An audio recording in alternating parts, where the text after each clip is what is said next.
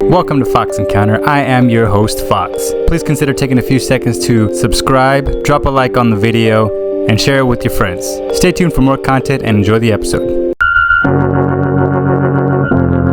And now, suspense. You're also involved in a couple other recent projects like the, is it Shadow and Bone, right? Yep. Yeah. Were you familiar at all with like the novels at all? No.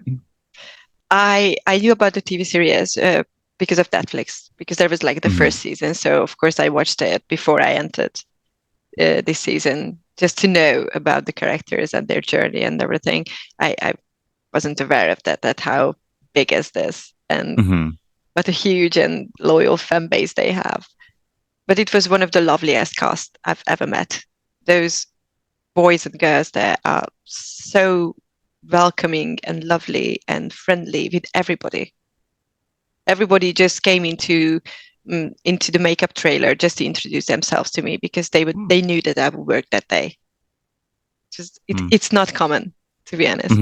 So knowing how big and how loyal the fan base is, do you think that put a lot more pressure on you to make sure that you did a very good job? I don't think that my role level was, in any risk. My job was to be there and deliver it the way they want to see it, because it's a supporting role. It's not about me. And sometimes it's the hardest thing to do, that you have to not shine out because you are a part of a universe. This was my only responsibility, to act that I belong into this universe. And this scene is not about me. This scene is about that I have to create the environment for the lead actor to enter, and everybody will believe that this is her city and she knows everybody and this is her confident friend. And this was my only thing to do, that to do this, this is a funny thing to say it, but as small as you can, not to overact it. Just be present and be the part of this whole universe, which is a lovely universe. I personally believe that even like the smallest roles can create an impact.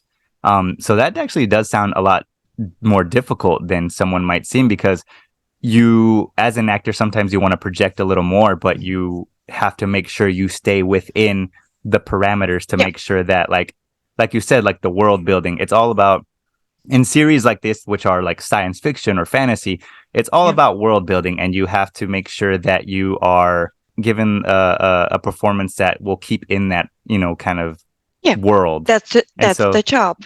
And it does sound more difficult because you're a little confined, and because you want people to see you, so you try to shine out. And sometimes when newcomers does this, they ruin the whole take. Because they really want to show everything. Of course they want to show it. They have everything in their body. They are finally there. They can shoot. This is the happiest day of their life. This is the happiest day of my life. I work every day to shoot like 20 days, which is so funny. So when they arrive there, it's not easy to contain everything. It's not easy to keep it inside, but that's the job. And when I'm a lead actor, of course I know that this is my time to show it, because now I am entering into a universe and I have to, because this is my job to tell the story.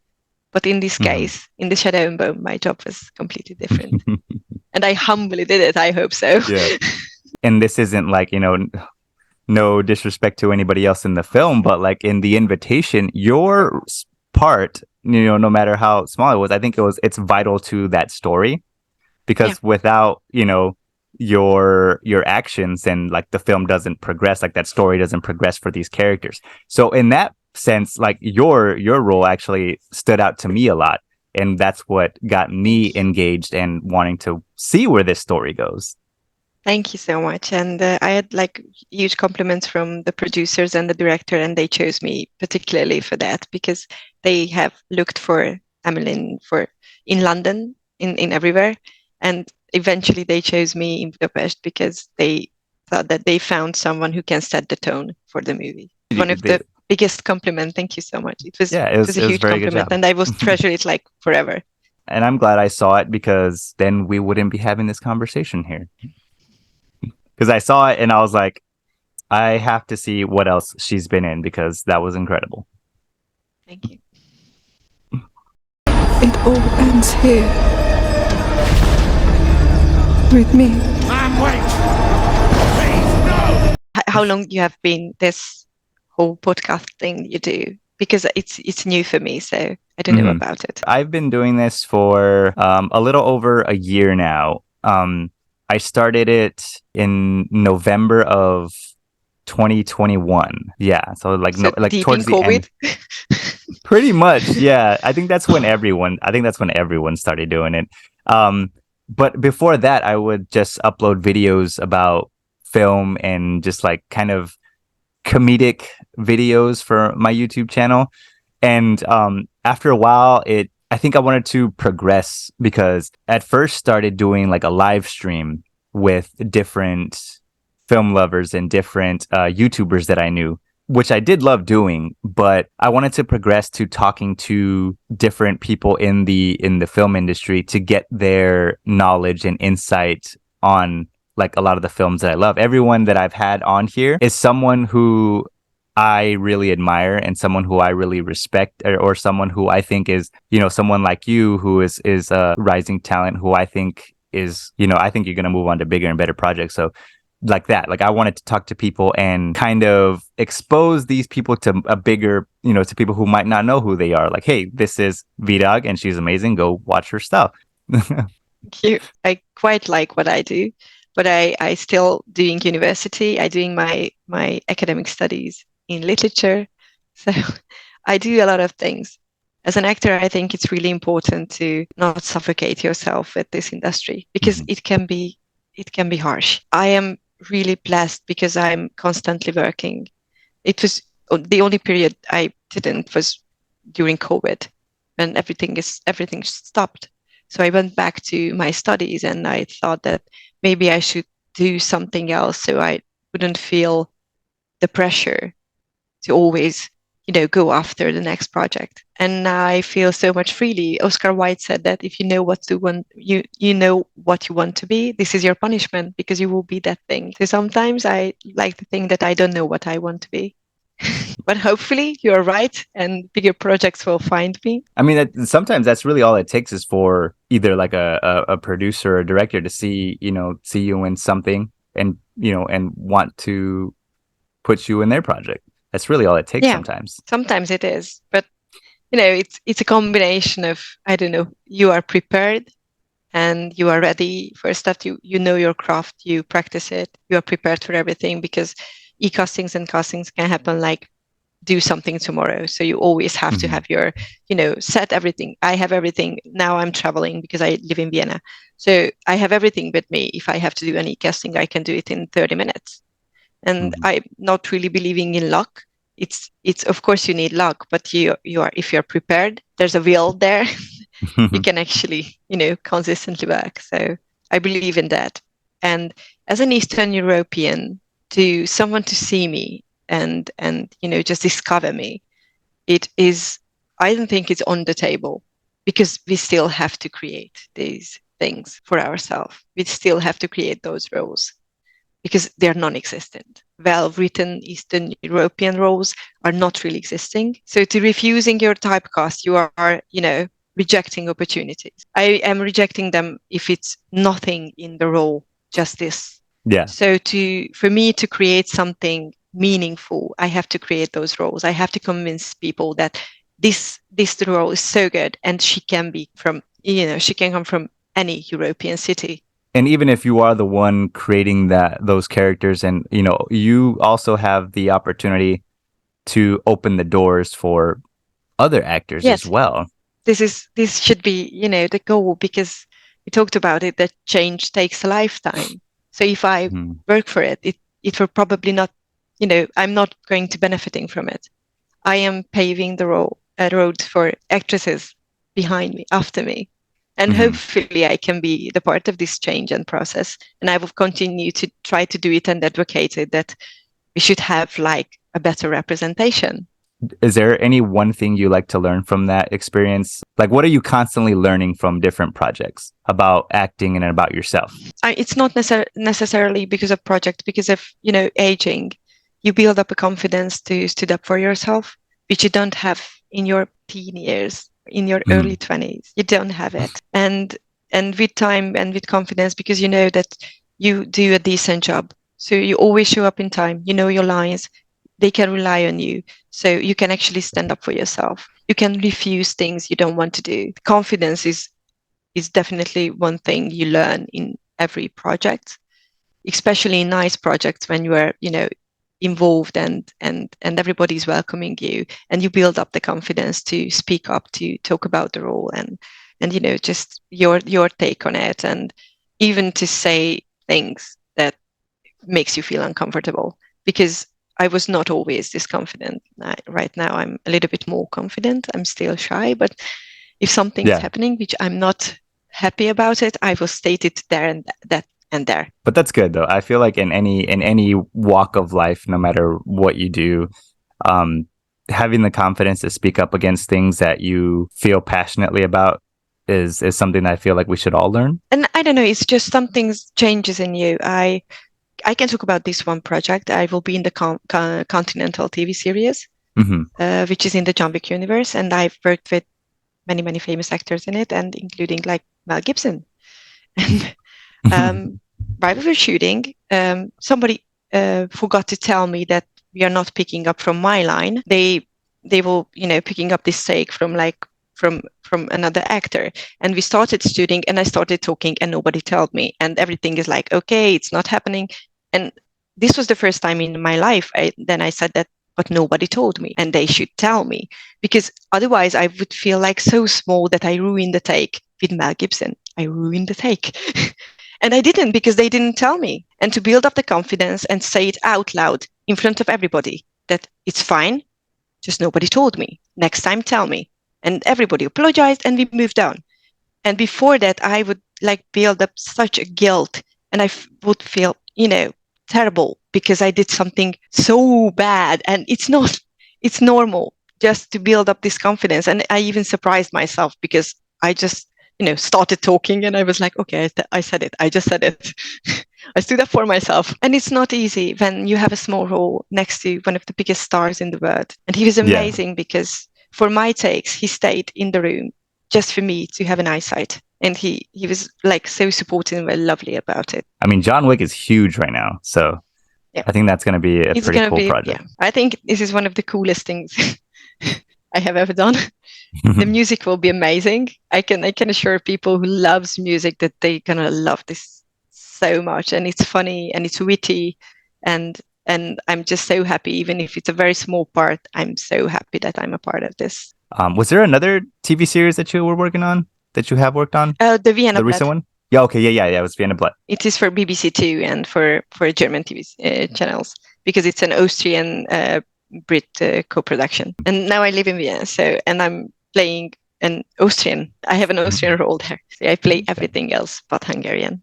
I'm speaking in British English, but they asked it with an Austrian accent. Yeah, we have a coach with it, and she helped us tremendously, because it's about understandability. You have to have like European accent.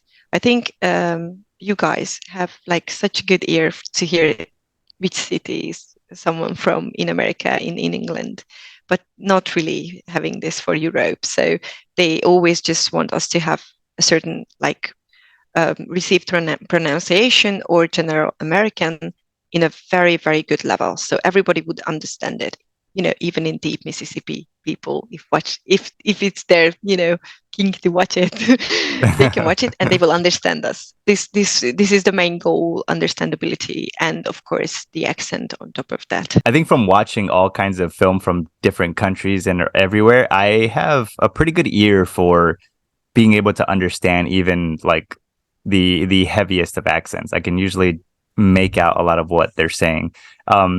We talked a little bit about like, yeah, there was like funny enough, like even with like Scottish stuff, like I'll listen to it and be like, okay, I got a few words from that. I can understand this word and that word. Scottish is one of my favorites, to be honest. It is such a thick and such a lovely accent. I think there's like a conversation about who's the least understandable actor, and I think Tom Hardy won it, that he is the hardest to understand. I don't know what's so hard in it. Tom Hardy? Yeah, I don't know. Who was? I think because of Peaky Blinders and a couple of things he did there, and he has like such a thick accent, and he's always really passionately talking. And of course, the survey was made in America, so maybe for It's always funny when there's an actor who can do a very, very good either American accent or a British accent, and their own is actually so different. Like Ewan McGregor, for example, his native accent is actually it's quite thick. But when he does, a British accent or an American accent, it's like you can't even tell. It's so good. It is amazing, and yeah, we just heard back that as a European, it was like a late discovery that oh my God, accent is such a huge part of a role. Have you worked on an American accent at all? Yes, I have. In the Alienist TV series, I have like a general American, and in the Continental too. I had like a language coach with me, and he coached me through the lines and everything to sound as American as I can. Did you find it difficult, or was it easy? No, it's the same as the British one. I mean, not just making wise. That of course you are pronouncing the R's because you don't have these, R dropping, and you don't have these intruding R's because you dropped the R already, and you need to fill the void. So it's different, but of course the process is same because they just send you the lines and they practice you, and they just tell you that okay, how your pronunciation is. It has to change in this case. So I always try to achieve understandability, and on top of that, as the best I can. But I think they can always tell that I'm not from there, which is fine because I'm not from there. I bring a different flavor to the table, so embrace it. When doing working with a dialect coach for different accents, do they give you examples of those types of accents, or do they kind of just do they give you examples of here is this actor and how they speak, or this is a region? Yeah, especially for received pronunciation. When they need a posh London accent, they just send you episodes from Downton Abbey or Emma Watson videos that, okay, she has an amazing, or Keira Knightley videos that she has a beautiful posh accent. And of course, they send you your lines. You have tongue twisters to practice, and they practice your lines with you. So you have Zoom sessions or in-person meetings, and you are practicing the lines together. As if trying to learn another accent is hard enough. It's we're going to make it even harder for you. Here you go. So much harder. Yes. So because for example, in Hungary, we don't distinguish W and we. We just say a V sound, but the W sound is such an English thing to say, to have it like a what. So, but in Hungarian, because you have this. So we have these basic panels that you have to rely on. That okay, we distinguish these sounds, and you have to drop the R there and keep the R there. So they just give you these panels. They give you tongue twisters, especially with the W's. They love this, and with the TH sound, they love that too. So you learn the tongue twisters, you practice it, but sometimes it just happens that they ask me to do a received pronunciation, and they give you nothing. So you're on your own. That's when you hit YouTube. Yeah. I usually call a teacher and I pay the teacher because I would like to deliver a good job and leave a really good impression. This is your only shot to meet with the producers, to meet with the director. Sometimes it's just 1 day or 5 days. And especially in a very big production, they already there. They started it months before you ever, were in the picture. So they know each other, and you're there as a stranger, and you have this small opportunity to leave a really good impression that you're a professional actress, and you know your craft, and you are easy to work with, because it always helps if it's easy to work with you, to be honest. So that's it. So of course I would do everything in my power to prepare for that shoot. So I think that's all of the questions that I had. Thank you. Yeah, no problem. This was a very, very lovely conversation. I'm glad we were able to do this. I'm glad that you had a good time because I know that you're not too familiar with the types of podcasts like this.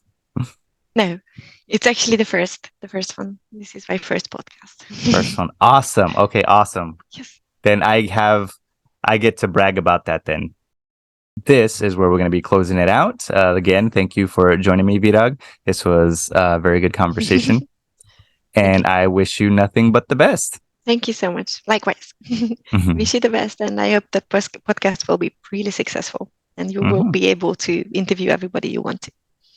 Yes, that's the goal. That's the goal. We're working for it. Okay, Foxtail Cinematics. Bye. Bye. Bye.